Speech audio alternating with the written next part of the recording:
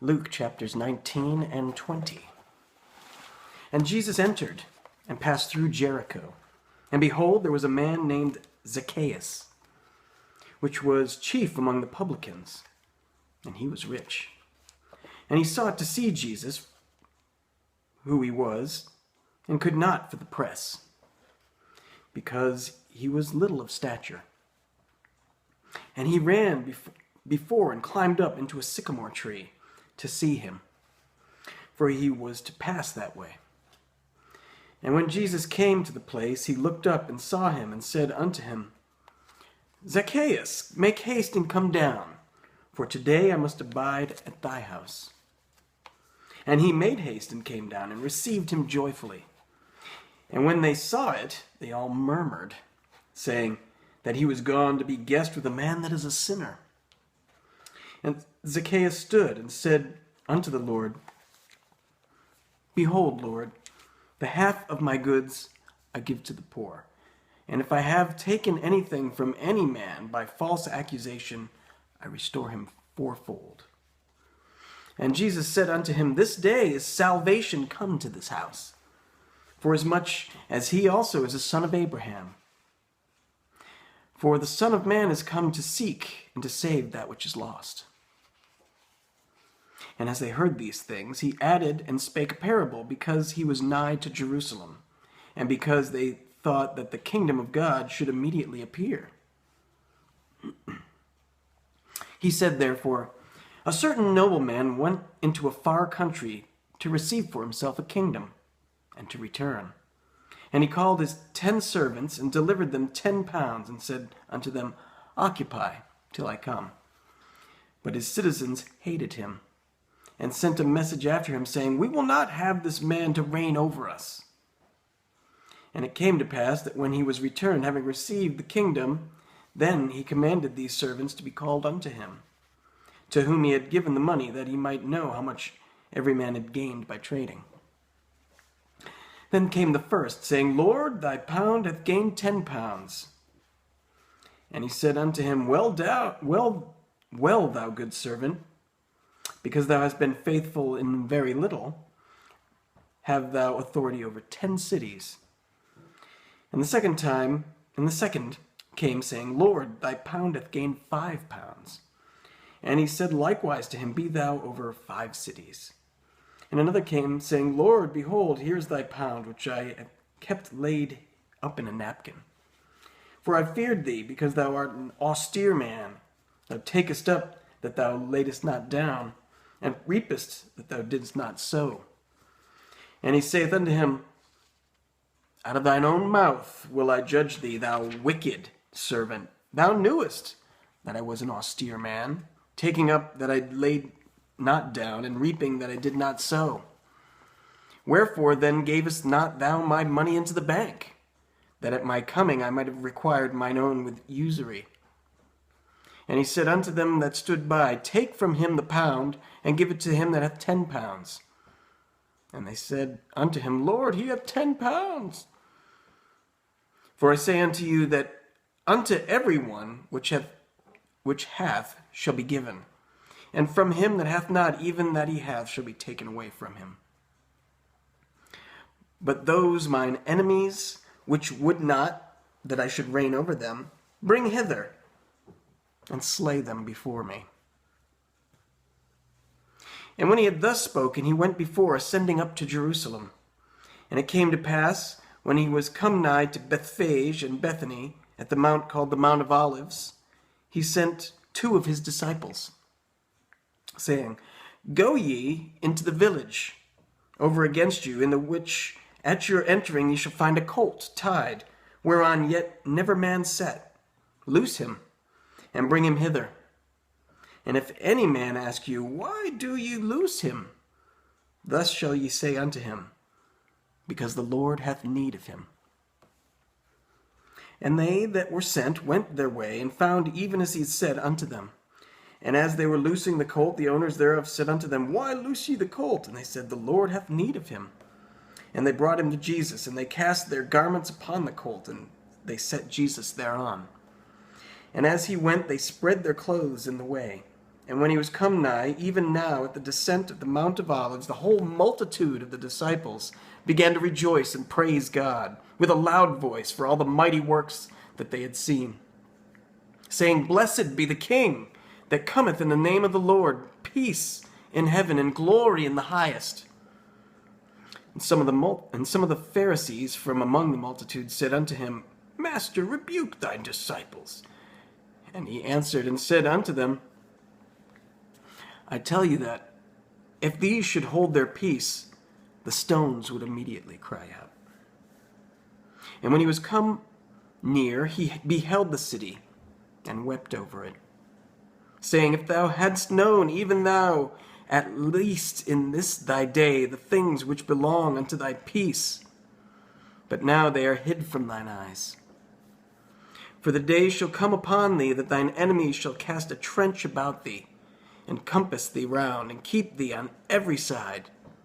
Keep thee in on every side, and shall lay thee even with the ground, and thy children within thee, and they shall not leave in thee one stone upon another, because thou knowest not the time of thy visitation. And he went into the temple, and began to cast out them that sold therein, and them that bought, saying unto them, It is written, My house is the house of prayer, but ye have made it a den of thieves. And he taught daily in the temple. But the chief priests and the scribes and the chief of the people sought to destroy him, and could not find what they might do, for all the people were very attentive to hear him. Chapter 20. And it came to pass that on one of those days, as he taught the people in the temple and preached the gospel, the chief priests and the scribes came upon him with the elders, and spake unto him, saying, Tell us, by what authority doest thou these things? Or who is he that gave thee this authority? And he answered and said unto them, I will also ask you one thing, and answer me. The baptism of John, was it from heaven or of men? And they reasoned with themselves, saying, If we shall say from heaven, he will say, that, Why then believed ye him not? But if we say of men, all the people will stone us, for they be persuaded that John was a prophet. And they answered that they could not tell whence it was. And Jesus said unto them, Neither tell I you by what authority I do these things. Then began he to speak to the people this parable. A certain man planted a vineyard, and led it forth to husbandmen, and went into a far country for a long time. And at the season he sent a servant to the husbandmen that they should give him of the fruit of the vineyard. But the husbandmen beat him, and sent him away empty. And again he sent another servant, and they beat him also, and entreated him shamefully, and sent him away empty. And again he sent a third, and they wounded him also, and cast him out. Then said the Lord of the vineyard, What shall I do? I will send my beloved son. It may be that they will reverence him when they see him. But when the husbandmen saw him, they reasoned among themselves, saying, This is the heir. Come, let us kill him, that the inheritance may be ours. So they cast him out of the vineyard and killed him. What therefore shall the Lord of the vineyard do unto them? He shall come and destroy these husbandmen, and shall give the vineyard to others. And when they heard it, they said, God forbid. And he beheld them and said, What is this then that is written? The stone which the builders rejected, the same is become the head of the corner. Whosoever shall fall upon that stone shall be broken, but on whomsoever it shall fall, it will grind him to powder. And the chief priests and the scribes the same hour sought to lay hands on him, and they feared the people, for they perceived that he had spoken this parable against them.